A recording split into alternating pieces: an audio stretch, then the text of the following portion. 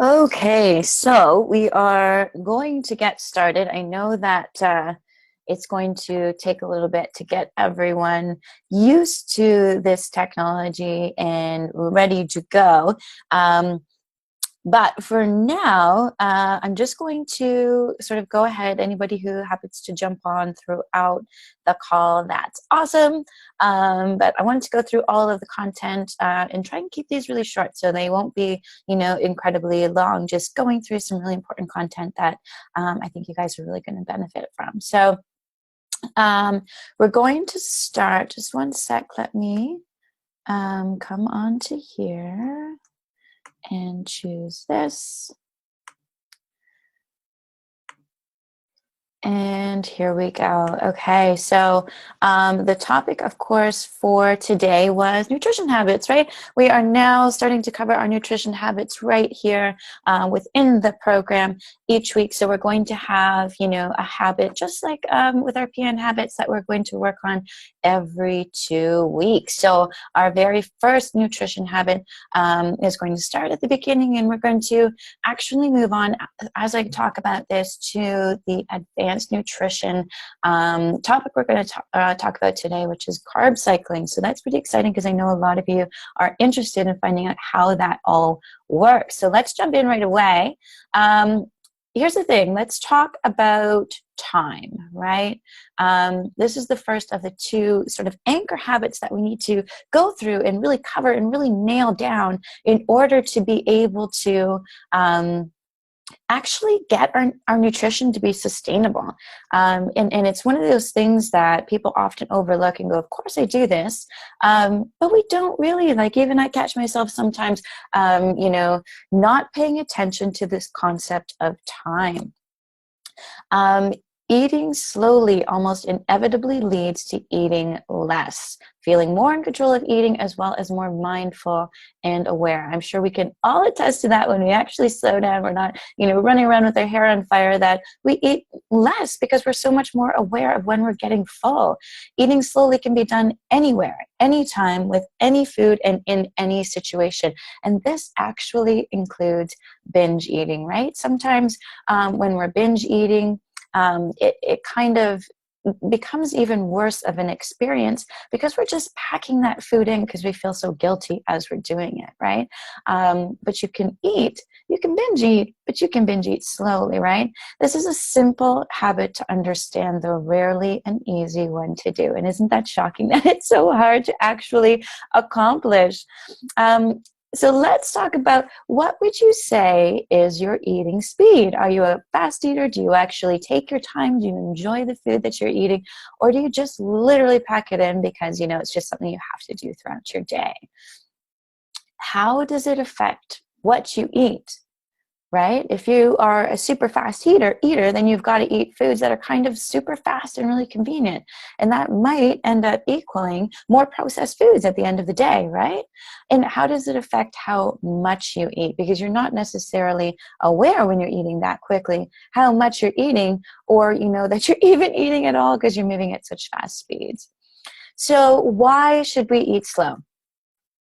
This habit will help you to eat less and be more satisfied with your food because you're actually tasting it. You're actually, aware of the foods that are going into your system and how they're making you feel. It will also help you to recognize when you're physically full and when you're physically hungry, right? What we want to do is check in with each meal. And this is something I even find I really have to do because at my household anyways, when my husband cooks a lot, because he was a chef in a past life, I think most of you know that, and my table is generally just sprawling with food. And I really do need to check in with myself to see when I'm full and when I'm overeating just because everything looks so delicious all the time, right?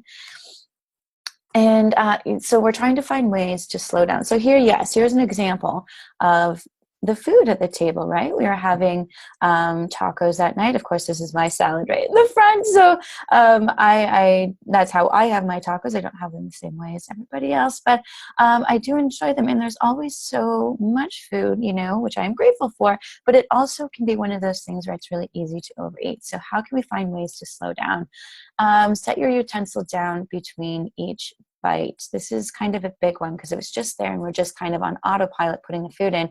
Then we don't notice how much we're eating. Take a sip of water between bites. The water also helps you to be fuller quicker, right? Take a breath or two between bites. I find that is just nice just to ground yourself, make sure you're present during your meals anyways, and use an app or a simple timer. So that just, it's not, timing your bites or anything. What it is doing is timing how long it actually takes you to eat the meal. So you could have like a preset amount of time that you'd like to be eating for, like 20 minutes, for example, for your dinner. And then you're going to be eating slower. So notice when and where you are able to eat more slowly, right? Like I find for me, dinner is actually a time when I can now eat more slowly, even though with children I'm up and down a lot. It's one of those times where, I'm not eating at my desk or I'm not eating on the fly in the morning time trying to get everybody ready for the day. It's kind of the end of the day. So for me, being able to sort of recreate that, which is what we're looking to do, can you reproduce those conditions somewhere else? That is what we're aiming for. So the things that allow you to eat slower, for some of us, it's just being able to sit down, right?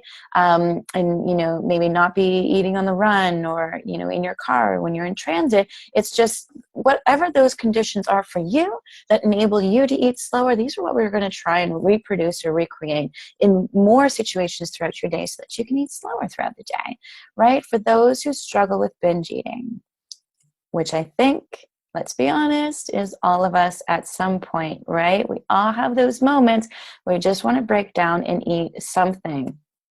You have permission to. Okay, that's the big thing when we're eating slowly. You have permission to binge eat. Go ahead, just do it slowly, right? Eat as much as you like of any foods that you like. You just must simply do it slowly. So that's the big thing about this habit, is that the only thing that we're working on is eating slowly. So it doesn't really matter what you're eating, but you'll find that as you slow down, it kind of takes care of binge eating. Because like I mentioned before, we often eat so quickly when we're binge eating because of the guilt as we're doing it, and also because it doesn't really make us feel good. We think it's going to, but ultimately it doesn't, right? So when you slow that down, it kind of stops that process because you can actually either feel the emotions that are causing you to binge eat in the first place, or really take a look at what you're feeling as you're eating these foods, because it's not often good. Oftentimes, if I find I'm going through a binge eating moment, the foods that I want to binge eat with, they don't physically make me feel good, as well as emotionally, right? So when you're eating slowly, it gives you the opportunity to actually check that out. So that's the deal, okay? Let's make the deal now that we can do what we want as long as we're doing it slowly. At first, we're just going to try adding 2 or 3 minutes to a regular meal, okay? Just try slowing it down by even 2 or 3 minutes. Then what we're going to do is add a few more minutes and 0 distractions. So if you're somebody who has your phone at the table, or if you eat in front of the TV or eat in front of your computer, we're going to try and eat without this so that we can become much more aware of our natural hunger cues, okay? Next, let's talk about carb cycling. So this is obviously a more advanced nutrition protocol. So we went for from some basics to a much more advanced protocol. Starting off by letting everyone know that carbs are certainly not the enemy. They do get touted as this like really awful thing that we can't have, but do remember that sugar is, you know, the brain's #1 source of fuel, so it's not the worst thing in the world, and we do require it when we are eating. We can't be 100% carb free. What it does is replenish the glycogen stores, and that means that you can actually maintain your training at an intense level, right? Without that, you kind of burn out and your muscles just kind of give out and want to just die and crash, right? They do some really good things for your hormones, the ones that build muscle and also that support your metabolism. And they spike insulin levels, which helps to preserve your muscles. And this is what we're trying to do, right? We're working so hard to build these muscles so that we can elevate our metabolisms, so that we can, you know, eat more when we want to, so that we can feel better. We can burn more calories doing less. So what is carb cycling? It's a short-term method for more advanced dieters so that you can drop fat and maintain your muscle. It is basically cycles of high carb days, moderate carb days, and low carb days. And that means, obviously, cycles of different amounts of calories. And why is that? Because we generally maintain the same amounts of fat and protein, almost anyways, and just add more carbs. And because 1 gram of carbs equals 4 calories each, right, it automatically, on high carb days, will be higher calorie days as well. So why do this? So that you can benefit from the awesome effects of the low carb diet without succumbing to the crappy effects of a low carb diet at the same time, right? The low carb insulin hypothesis, dramatically oversimplified, went like this, right? So this is what that low carb craze was basically all about in a really oversimplified version. This comes right from PN. Insulin makes stuff go into cells, right? Insulin is released when we eat carbs, or the tongue senses sugar of some sort.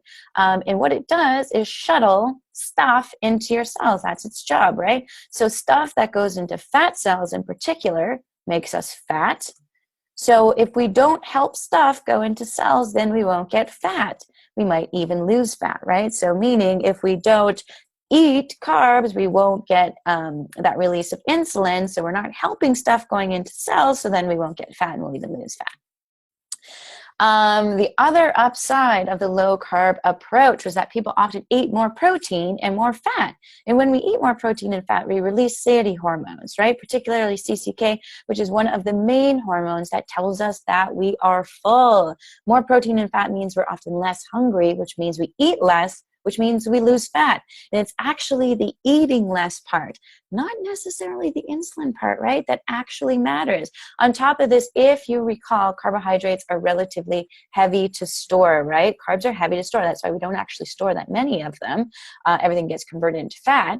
But lower carb intake in your body will eventually release some water and glycogen, and the result is weight loss, which seems like magic, right? That's directly from PN as well.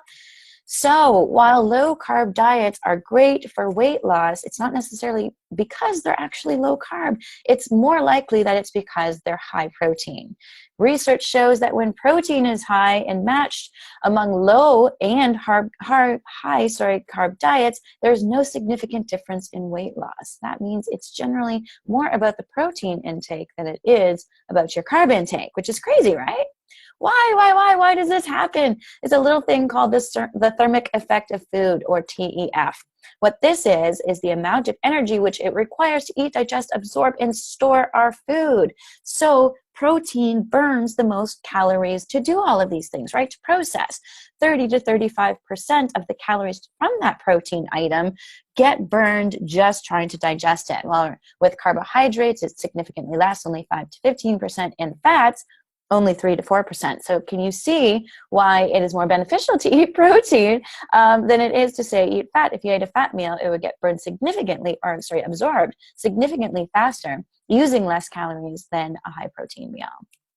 So why not eat high protein and low carb all the time? This is the big question, right? Well, as mentioned, carbs are good to restore your glycogen. It also helps with those key hormones that maintain your muscle and boost your metabolism, but it also maintains your muscle mass, right?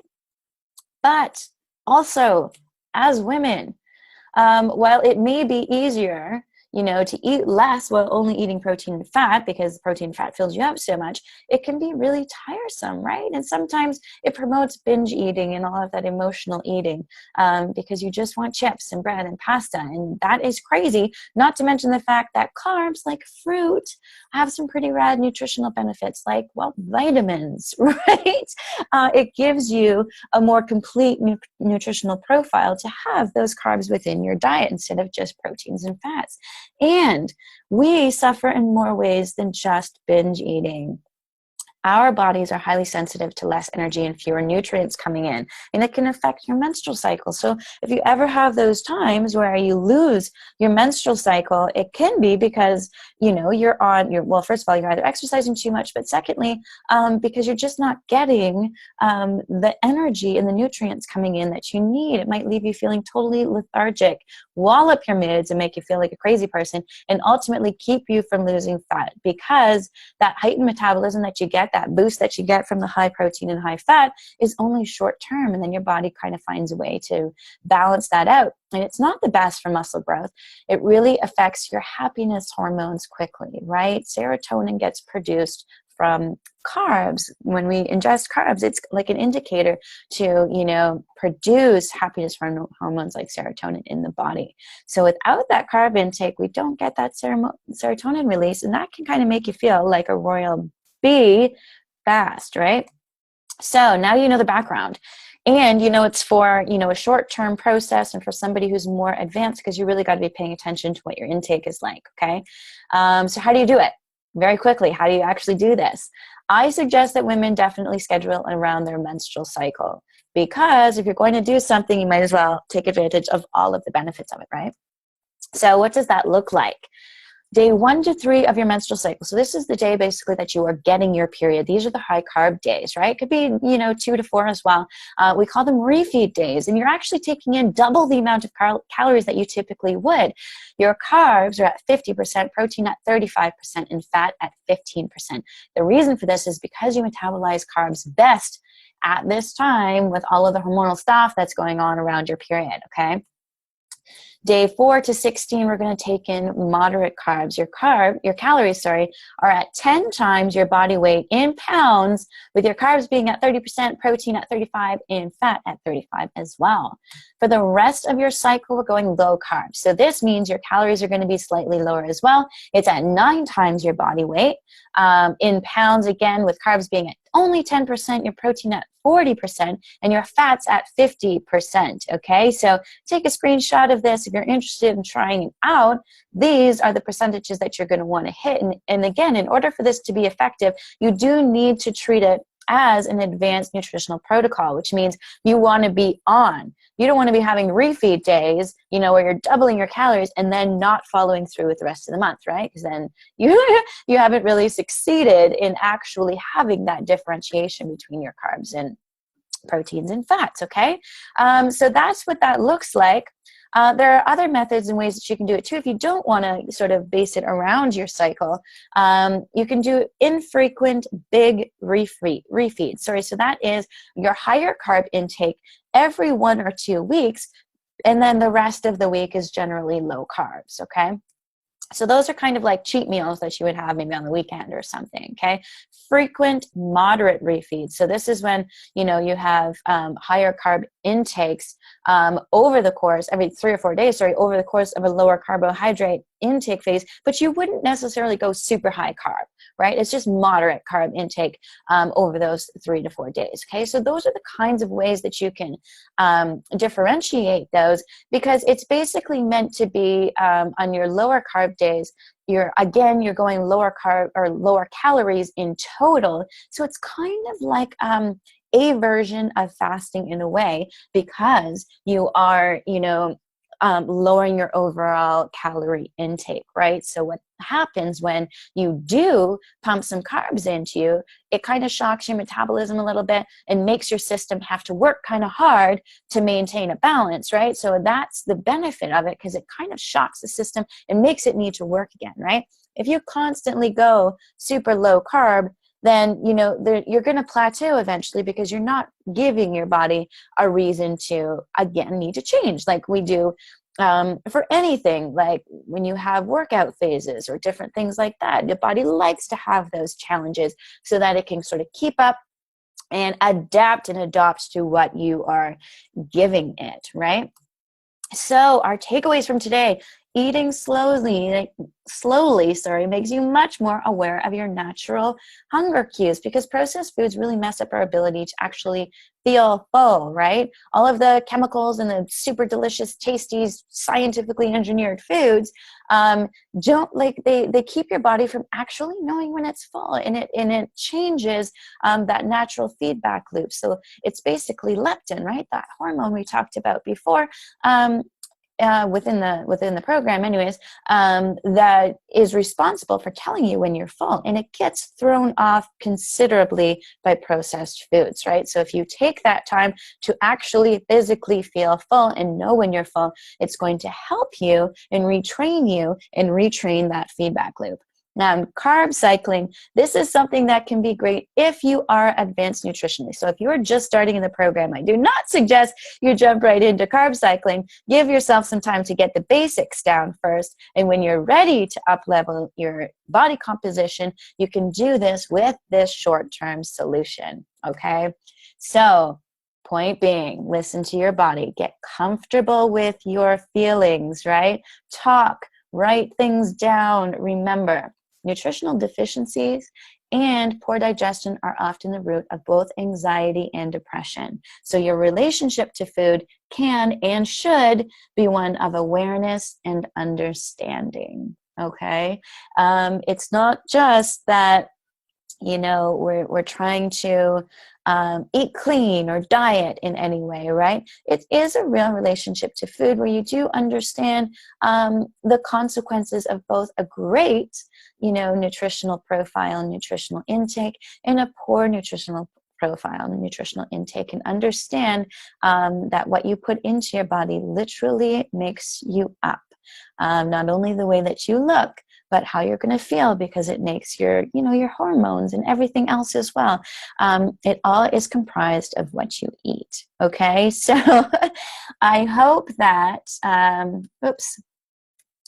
let me just pop this back onto me here. There. I hope that has given you some insight into one of our basic nutritional foundational habits that we really want to work on, so that you can start really understanding your food, your nutritional cues, etc., so that your relationship to food can be one of, you know, moving forward and, you know, making you feel really good instead of feeling guilty or anything like that. So I hope that you enjoyed this today and have taken some stuff away about eating slowly and our carb cycling and how that works out. If you have any additional questions about carb cycling, please do let me know, and we can cover that more in depth either in the group or on a coaching call if you require that. Okay, so that is everything for today. Thank you so much for joining. Again, any other questions, please do feel free to contact me.